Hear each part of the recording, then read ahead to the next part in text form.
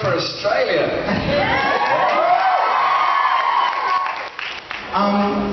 I would, like yourselves, I would also like to forge a career in the performing arts, music and violin playing specifically, as I told you.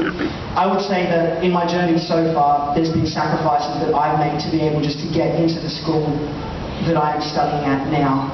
And have you guys had to make the same or similar or any sort of sacrifice in order to pursue the art that you have done and that you are currently doing? You sacrificed a donkey like me, didn't you? No. No, just me. You sacrificed a donkey? The first part I played. For me, it would be the biggest sacrifice was to stop playing sport at a competitive level, because I was playing rugby for quite a while and then I had to stop playing because I was getting injured all the time, and going for meetings and stuff was a nightmare. So for me, I think the biggest sacrifice was, yeah, definitely like having to stop playing sport so much. I think that there's a lot of, I think getting in, you have to be very committed to getting into the arts. You know, it does, if you're trained to be a doctor, you get a loan out, and you know that eventually it doesn't pay it back because you've got a job that you trained to do, and you should be able to get work in the arts. You know, you pay a lot of money to get into drama school, especially in England, and it was like here, and so you're already, you know, financially down, and you have to make a big commitment, and it may not happen in the first 5 years when you graduate, it may not happen in 10 years, you never know what's going to happen, and it is so up and down. And you know, we've been very lucky that we've been in a great show, and I speak for myself by saying I felt very honoured and very lucky, but you never know what's going to happen next. And you do make sacrifices. The amount of things I've missed weddings. I was going to be best man at a wedding because of working and all these things, and you miss out on family events and people not understanding the industry, that we are not in control of it.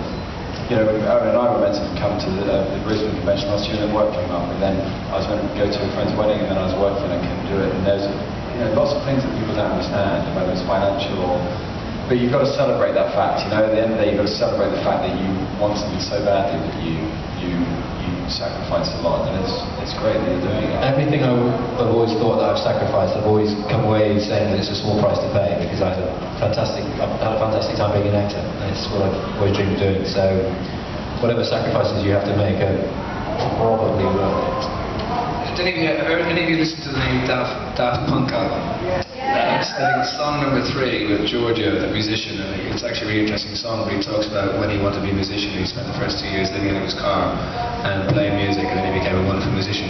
But I think that's also a great song, track number 3, 9 minutes and 32 seconds. But I think the thing is that, again, it's true, you do have to make a lot of sacrifices, like, you know, moving, you know, there's not that much work in Ireland, and so you have to move. I've had to move to America and London and back and forth.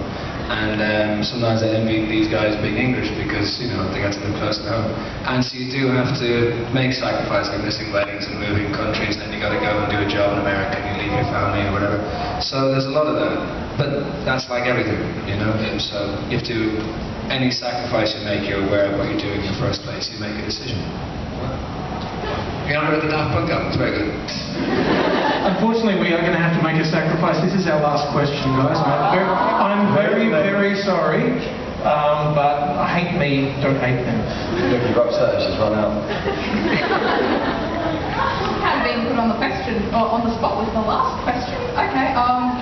So when you get your scripts and you have, you know, your lines and your words, but do you prefer to have more or less stage direction in your movements and facial expressions and what have you? Well, you don't really get movement and facial expression directions in the script, per se, really. No. As in, you mean, you don't get like arch and eyebrow in the script. You just put that in. Yeah. What? No, but do you prefer like in the scripts? Preferably there would be no stage directions in terms of movement.